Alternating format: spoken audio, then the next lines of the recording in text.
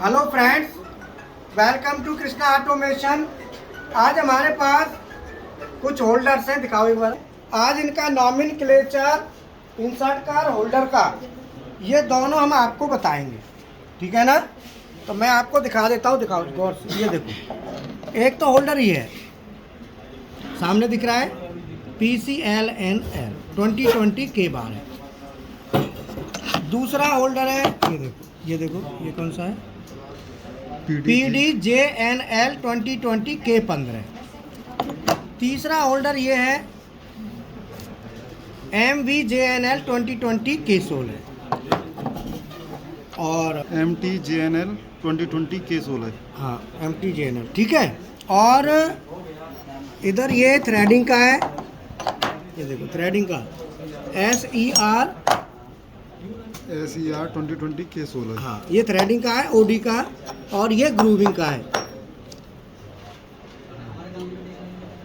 MGEHL, ये grooving का है, ठीक है ना।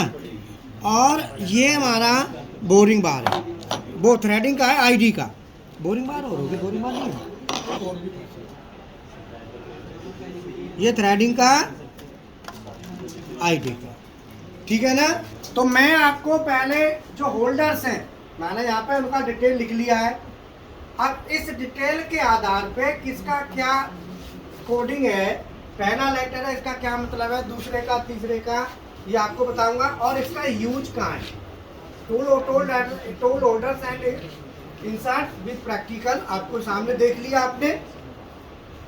पहला कोड 1 इसका एम, पहला कोड है, ये क्लैंपिंग सिस्टम को इंडिकेट करता है। एम का मतलब होता है मल्टी क्लैंप।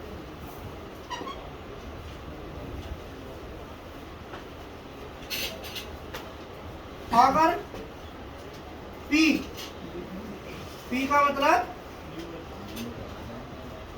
टॉप, देखो पहला नंबर है, कोड है, यहाँ पे आपको दो ही नजर आ रहा है, यहाँ P है, M यहाँ पे P, M और P। तो अब आप M और P का मतलब क्या है वो समझ लो। ये देखो M वाला कहाँ है, P, ये P मल्टी क्लैंप पे है, P लिख रहा है ना, P लिख रहा है, देखो P लिख रहा है। P का मतलब है कि ये वाला जो ऊपर से स्क्रू है, ये देखो यहाँ पे दो क्लैंपिंग होते हैं, एक तो ऊपर से क्लैंप हो रहा है, ये एक यहाँ पे क्लैंप है। तो यहाँ से और यहाँ से दो जगह से क्लैंप होने की वजह से इसका नाम है मल्टी क्लैंप, ठीक है ना। दूसरा ये देखो, इस पर क्या लिखा है, PDJNL। PDJNL, हाँ ये उसका है। PDJNL जो है ना, ये हमारा लीवर क्लैंप है।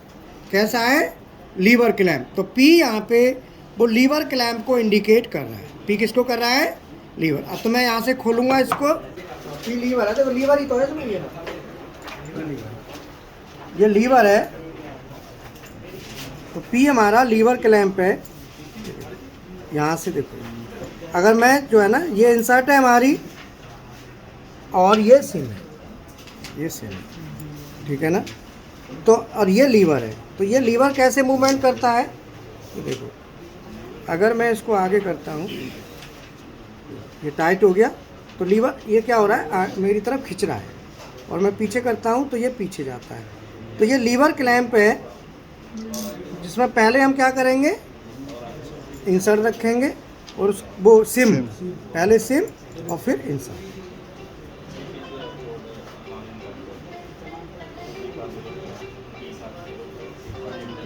ठीक है, ये इसकी एलन की है। तो यहाँ पे जो P है, P हमारा काय को इंडिकेट कर रहा है, लीवर।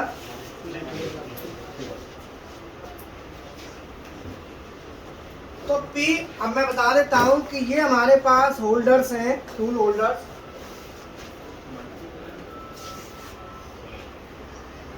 MVJNL 2020 K16 है, PCLNL 2020 K12 है, MTJNL 2020 K16 और PDJNL 2020 K15। पहला कोड क्लैंपिंग सिस्टम का कोड नंबर इसका 2। जो दूसरे नंबर का कोड है ये सभी का इंसर्ट की शेप, इंसर्ट ये इंसर्ट की शेप को इंडिकेट करता है। अगर वी, देखो यहाँ पे वी है तो ये क्या है, वी शेप। तो वी शेप का एंगल कितना होता है, 35 डिग्री होता है वी शेप की इंसर्ट। दूसरा है सी, सी शेप का क्या है, 80 डिग्री।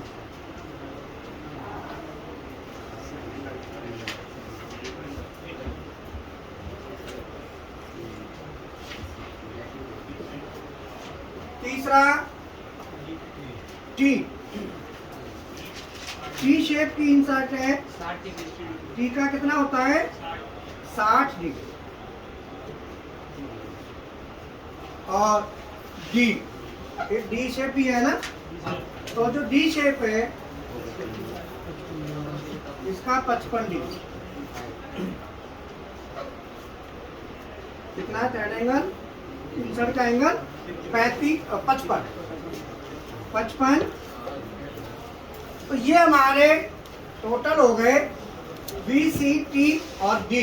ये 4 शेप मैंने बताई। अब कौन सी इंसर्ट कहाँ यूज होगी, ठीक है। वी शेप की इंसर्ट आप कहाँ पे यूज करेंगे, वी शेप की इंसर्ट हम यूज करते हैं जब हमको कोई प्रोफाइल रेडियस का बनाना हो। जैसे मान लो ये बॉल है, अब आप ये देखो बॉल में वी शेप की इंसर्ट यूज ना होने की वजह से यहाँ टेपर आ रहा है, आपको टेपर दिख रहा है, जबकि रियल में ये गुलाई होनी चाहिए थी। ये डी शेप की इंसर्ट या टी शेप की इंसर्ट से बनी है, इसीलिए टेपर आ गया। ये पूरी बॉल थी गुलाई में, यहाँ से ऐसे। तो अगर ये पूरी गुलाई लेनी है तो कम से कम डिग्री के एंगल वाली इंसर्ट हम यूज करेंगे। तो यहाँ पे हमें वी शेप यूज करनी पड़ेगी, जो कि ये डी या टी से बनाया गया पीस है, वी शेप से नहीं है। वी से होता तो पूरी गुलाई आती। पूरी गुलाई वाला पीस दिखा दो, ऐसे ना पीस लिया वहाँ से, ये ले जाओ ऐसे पीस और ले जाओ, इसमें पीछे तक गुलाई हो, ठीक है ना। तो वी शेप का इंसर्ट का यूज हम कहाँ करेंगे, जब हमें कोई रेडियस बनाना हो और पीछे की तरफ लाना हो। किधर, आगे की तरफ रेडियस तो आराम से बन सकता है। जैसे मान लो ये बॉल बनानी है, अब ये बॉल बनानी है तो ये पूरा रेडियस है ना। अगर आप वी शेप की इंसर्ट यूज नहीं करोगे तो यहाँ से पीछे की तरफ जब आएगा तो ये टेपर में आ जाएगा, थोड़ी दूर तो आएगा, यहाँ से टेपर हो जाएगा। क्या हो जाएगा, ये टेपर हो जाएगा, बाकी गुलाई।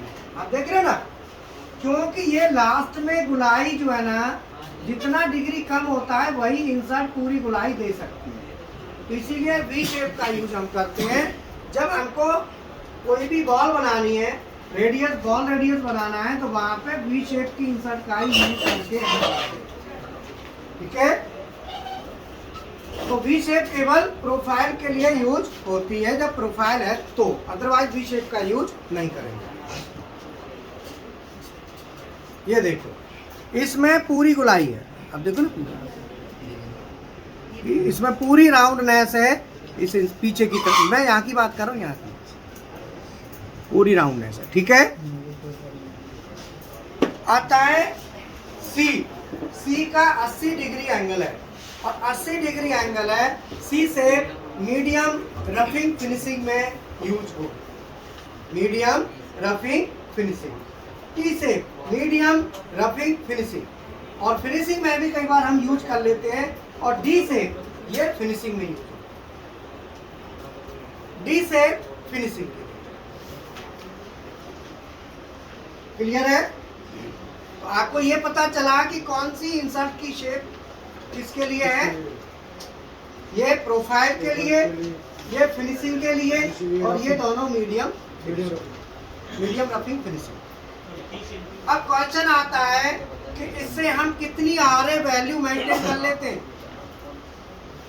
आरए वैल्यू हम 3.2 1.6 तक RA हम ले आते हैं। RA वैल्यू कितनी आ जाती है?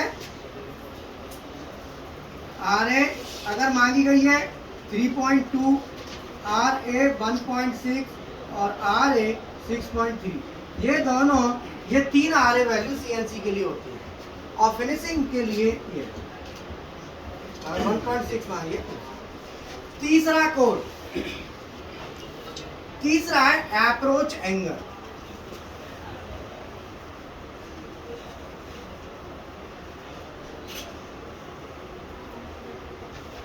ये इंसर्ट जब कटाई करती है तो फेस के साथ अप्रोच एंगल बनता है। कितना अप्रोच एंगल है? अप्रोच एंगल हमारा जो आगे फ्रंट फेस है उसके साथ एंगल आता है, उसे हम अप्रोच एंगल कहते हैं। अब देखो अप्रोच एंगल आपका MVJ, PCL, MTJ एंगल, और नेक्स्ट है हमारा N और N। ये सभी सेम है ना? तो जो लास्ट में आता है ये क्लियरेंस है। ये क्या है? क्लियरेंस। बोलो, ये क्या है? क्लियरेंस। ठीक है। क्लियरेंस एंगल N में कितना होता है? N में होता है 0D। इसका मतलब ये इंसर्ट OD की, ये सभी किसकी है? OD की है, OD कर। अब लास्ट में आता है L, सभी में L लिख रहा है। L क्या है? लेफ्ट हैंड, लेफ्ट हैंड का टूल। L माने लेफ्ट का है। किसका है? लेफ्ट। आपने देखा कि इस पूरे उस होल्डर के नॉमेनक्लेचर में सेकंड नंबर का कोड और चौथे नंबर का कोड ये इंसर्ट को इंडिकेट कर रहा है। V शेप और L क्लियरेंस। और अभी लास्ट वाला भी इंडिकेट करेगा, ये तीन होगा। ठीक है। तो इसमें से टोटल कितने? 9 में से 3 उसके लिए चले जाएंगे, इंसर्ट के आधार पर डिसाइड होगी। तो अब मैं लेफ्ट हो गया, क्या नंबर हो गए? ये 5 हो गए। अब बचा हमारा 1 2 3 4 5 20 के ये 20 और ये 20 क्या है?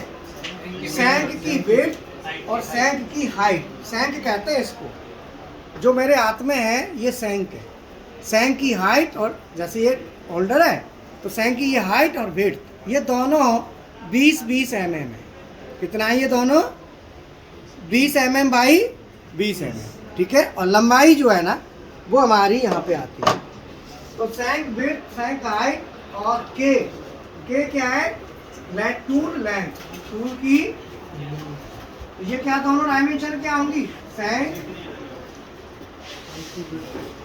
विड्थ एंड हाइट, सैंक की विड्थ और हाइट। और ये क्या है? टूल की लेंथ।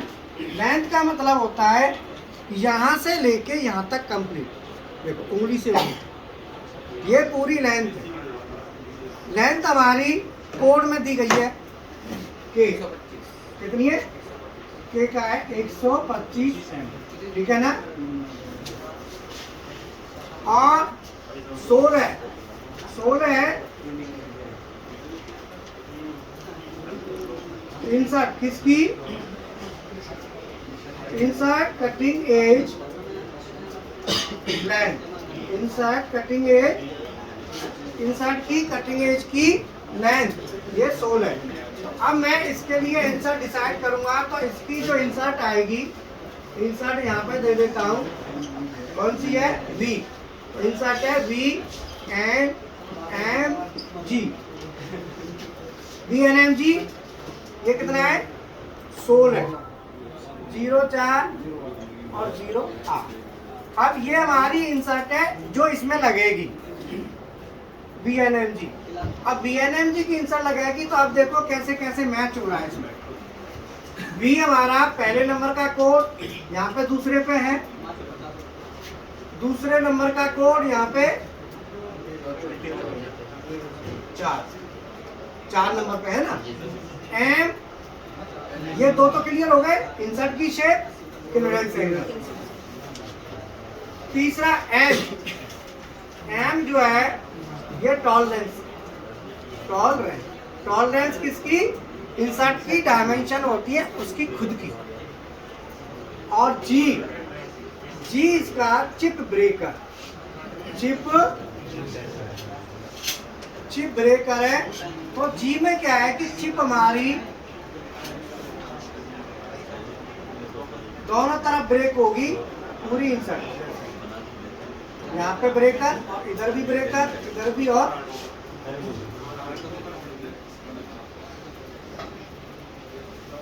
ये चिप ब्रेकर होते हैं, जो कि जब हमारी कटाई होती है, जो कटिंग एज कटाई करती है, तो उसमें ब्रेकर लगा के हम कटिंग को, जो लेंथ है चिप की, चिप को ब्रेक कर देते हैं, जिससे छोटे छोटे पीसों में कट के वो निकलती है, लंबी चिप नहीं। सोल है, अब देखो यहाँ भी सोल है ना, ये सोल है, वहां भी सोल है, तो इसी को मैं ऐसे लिंक कर देता हूँ। ये cutting edge length, cutting edge 0.4, insert thickness, insert की थिकनेस, और 0.8 इंसर्ट का नोच, 0.8 का इंसर्ट का नोच। ठीक है, तो ये आप नोट कर लो, इसी तरीके से सभी के एक्सप्लेनेशन बने।